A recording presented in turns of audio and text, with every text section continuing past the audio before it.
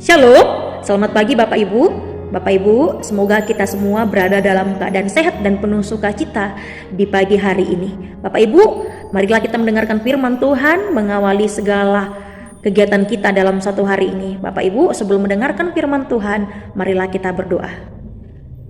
Bapa di sorga, terima kasih untuk hari yang baru yang Tuhan sediakan bagi kami. Kami memuji kebaikan Tuhan di dalam kehidupan kami. Ya Tuhan, kami hendak mendengarkan firman-Mu, kiranya berkatilah hati dan pikiran kami, agar kami mampu mengerti firman-Mu dan melakukannya. Di dalam Yesus Kristus kami berdoa, amin. Bapak Ibu, Saudara yang terkasih, firman Tuhan yang menjadi nats renungan bagi kita pada hari ini tertulis dari Injil Matius 9 ayat 36. Injil Matius 9 ayat 36, saya akan bacakan untuk kita semua.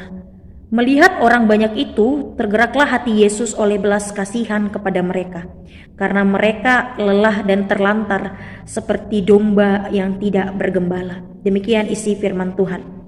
Bapak Ibu, Saudara yang terkasih, di dunia yang sangat pelik saat ini, yang sangat kompleks, yang memiliki beragam banyak dilema kehidupan, pergumulan kehidupan, kerap orang-orang sangat membutuhkan belas kasihan dari sekitarnya, belas kasihan untuk menolong dia, untuk merangkul dia, untuk mensupport dia agar dia tidak terjatuh kepada rasa putus asa. Tetapi rangkulan belas kasihan yang memang dibutuhkan dari orang sekitarnya lah yang akan diharapkan mampu menolong, menguatkan dia. Tetapi Bapak Ibu, Saudara yang terkasih, di dunia yang sangat kompleks ini juga kerap orang-orang sudah bersikap selfish, kurang menunjukkan rasa belas kasihan kepada orang sekitarnya. Mari Bapak Ibu kita melihat, kita meneladani bahwa Yesus adalah Tuhan yang penuh belas kasihan. Injil Matius 9 ayat 36 ini mengatakan, tergeraklah hati Yesus oleh belas kasihan kepada mereka. Ini memiliki arti bahwa Yesus memiliki hati yang digerakkan oleh belas kasih.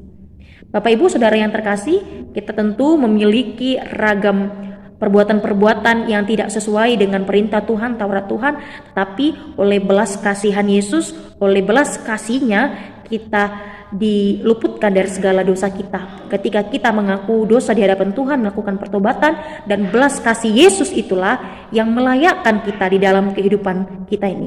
Dan oleh belas kasihan-Nya lah kita dapat hidup sampai detik ini.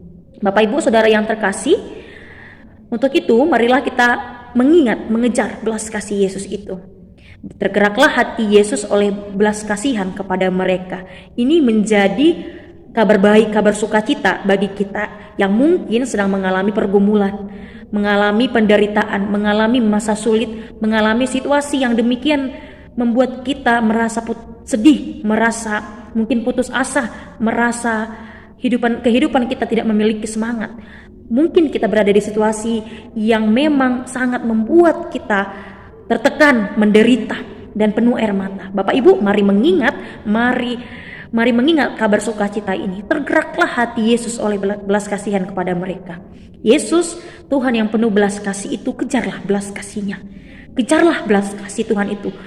Sampaikan semuanya, sampaikan semua penderitaan yang kita alami, semua keluh kesah, semua air mata, semua sakit hati, semua beban berat kepada Yesus.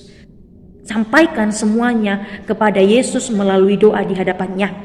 Kejar belas kasih-Nya melalui persekutuan kita, melalui doa-doa kita, pertemuan kita, hubungan intim kita kepada Yesus, kepadanya.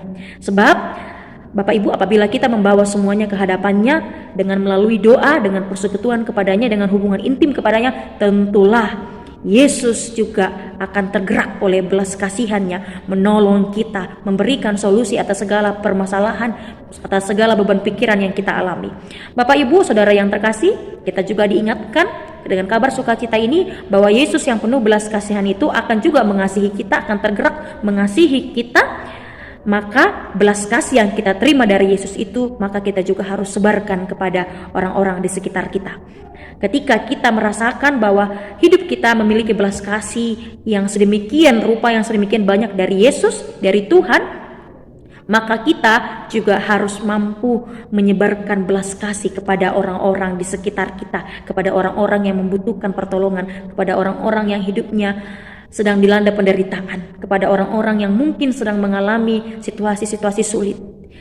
Menerima belas kasih dari Yesus dan menyebarkan belas kasih itu kepada semua orang. Bapak Ibu, Saudara yang terkasih, untuk itu marilah kita mengingat kabar sukacita ini, bahwa Yesus hatinya memiliki hati, bahwa Yesus adalah Tuhan yang memiliki hati yang digerakkan oleh belas kasihan kepada setiap orang yang berseru kepadanya, setiap orang yang datang kepadanya. Untuk itu kejarlah belas kasih Yesus itu, dan ketika kita menerimanya, sebarkanlah itu juga kepada orang-orang di sekitar kita, kepada semua orang, kepada dunia ini. Amin. Marilah kita berdoa. Terima kasih Bapa di sorga untuk firman-Mu yang kami dengar pada hari ini.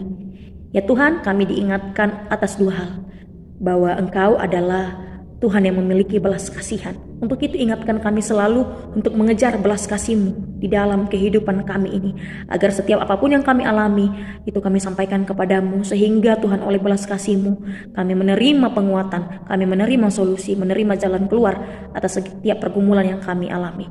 Dan ingatkan kami juga untuk setiap belas kasih yang kami terima, ajarlah kami untuk menyebarkannya, untuk membagikannya kepada semua orang, kepada orang-orang yang juga membutuhkan belas kasihan kepada dunia ini.